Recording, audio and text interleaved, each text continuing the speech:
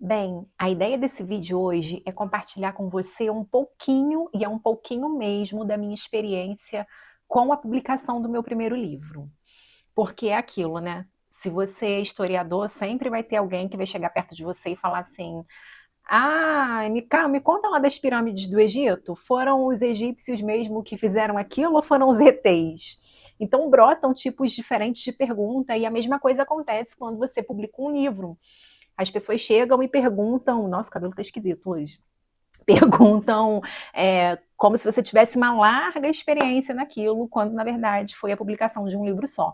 Mas enfim, eu tenho sido perguntada a respeito disso. As pessoas mandam mensagem no Instagram, mandam mensagem no WhatsApp, e muitas das vezes eu acabo respondendo de uma forma muito rápida, né? Muito superficial, porque aquilo ali é aquele corre do dia a dia, tá? Então a ideia desse vídeo é trazer um pouco do que eu sei, do que eu aprendi, e eu sei ainda que eu tenho muita coisa para aprender quando o assunto é mercado editorial, tá? Então o livro é esse aqui, ó, Liberdade por um Triz, Mães e Filhos no pós-abolição do Rio de Janeiro. Bem, eu vou começar fazendo uma reflexão em torno das coisas que eu acho que eu teria feito diferente se eu fosse publicar esse livro hoje. Esse livro, ele é resultado da minha dissertação. Eu defendi a dissertação em 2014 e só fui fazer a publicação de uma adaptação dessa dissertação, desse texto acadêmico, em 2023.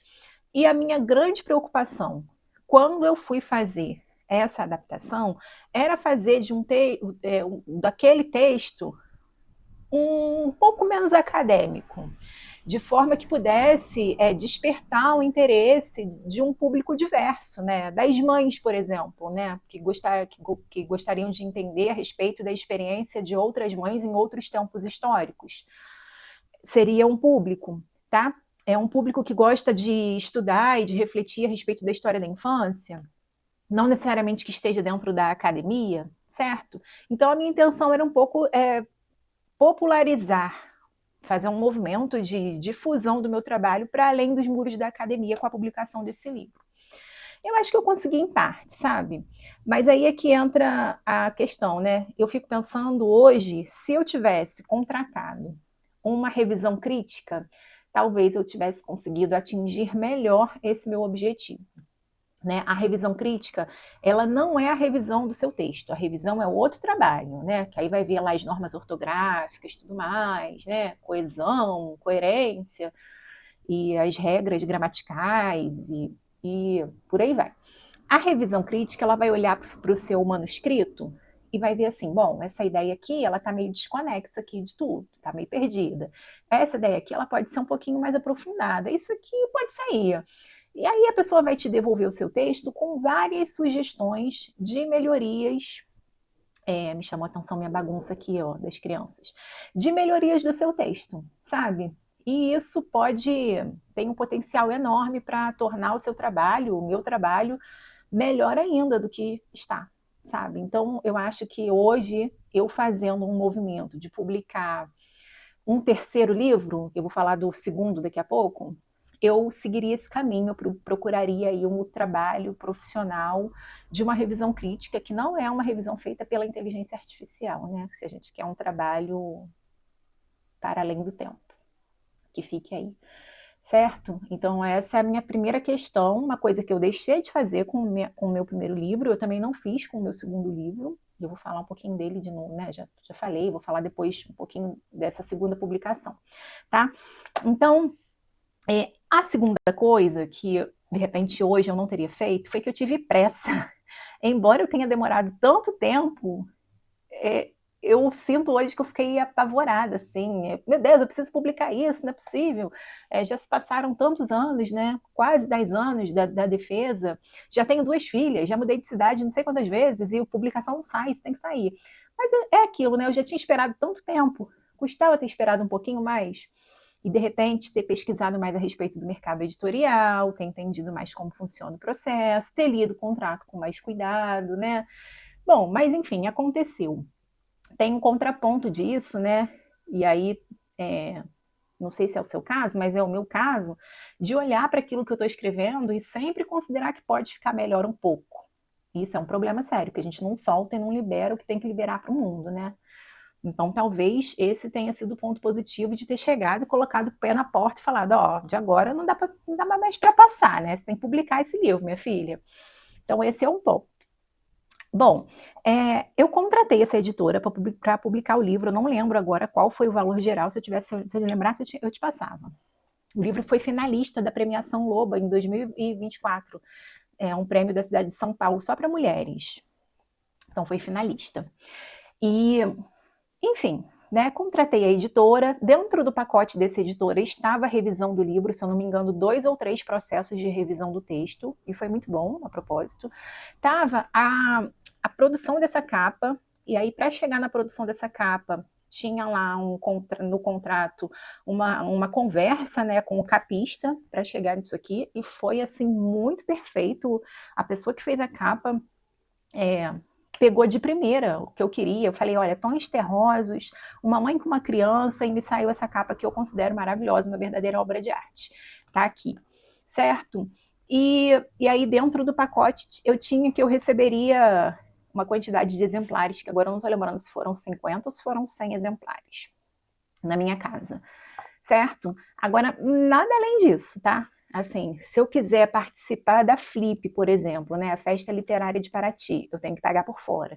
Se eu quiser meu exemplar na Bienal, tenho que pagar por fora. Então, são essas coisas que você tem que ficar atenta aí, né? O livro ele tem larga distribuição na Amazon.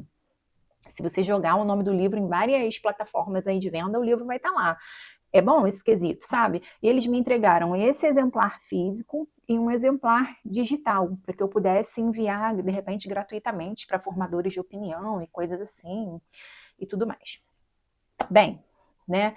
Como que eu consegui o dinheiro para publicar esse livro? Parte do recurso da publicação desse livro veio de um financiamento coletivo por meio da plataforma Benfeitoria, que eu adoro e faço propaganda.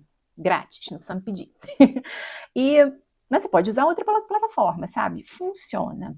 Só que a primeira campanha que eu fiz para publicar a primeira edição desse livro, eu considero que ela foi meio xoxada, assim, foi um fracasso.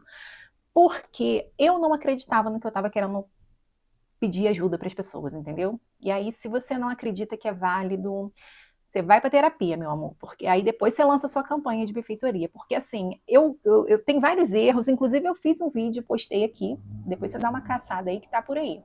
Bem amador, no estilo desse. Contando o que deu de errado nessa primeira campanha, tá?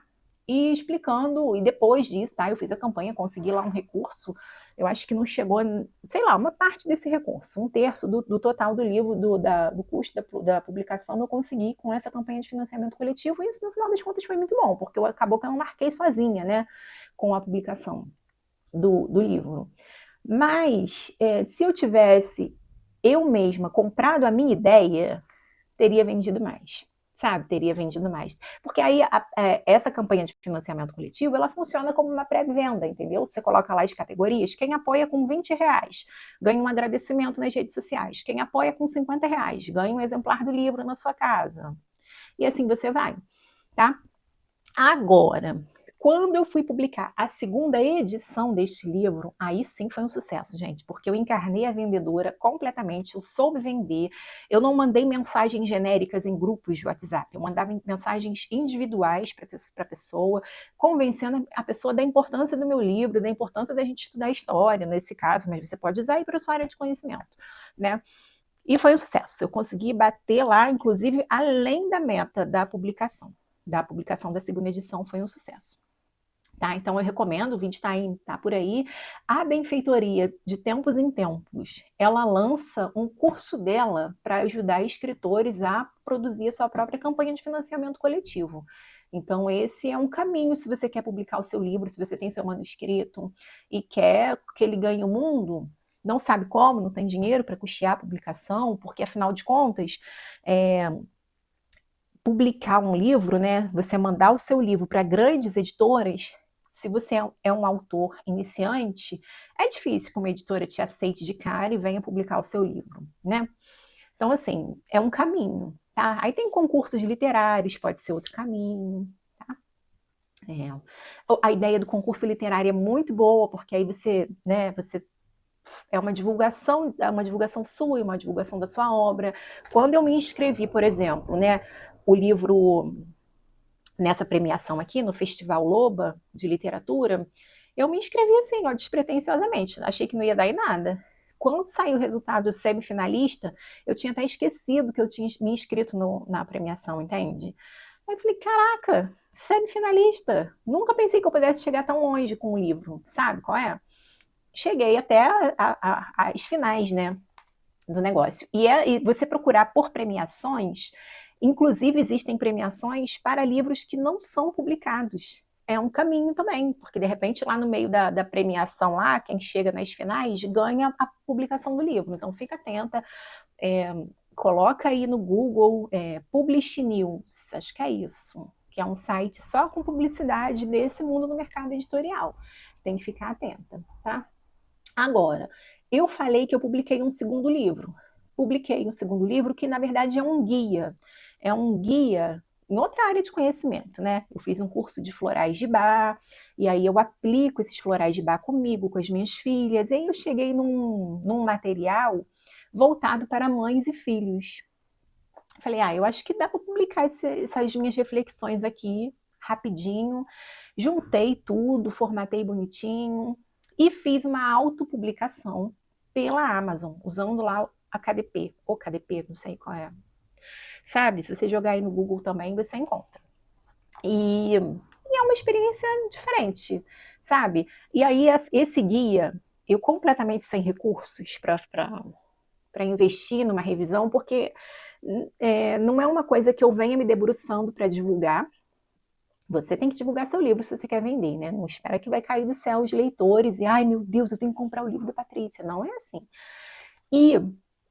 Mas eu não estou mesmo com tempo hábil para fazer a divulgação do guia. Então eu pensei assim, bom, ele não vai me dar um retorno financeiro agora, então eu não posso investir um dinheiro em revisão, numa leitura crítica, numa diagramação.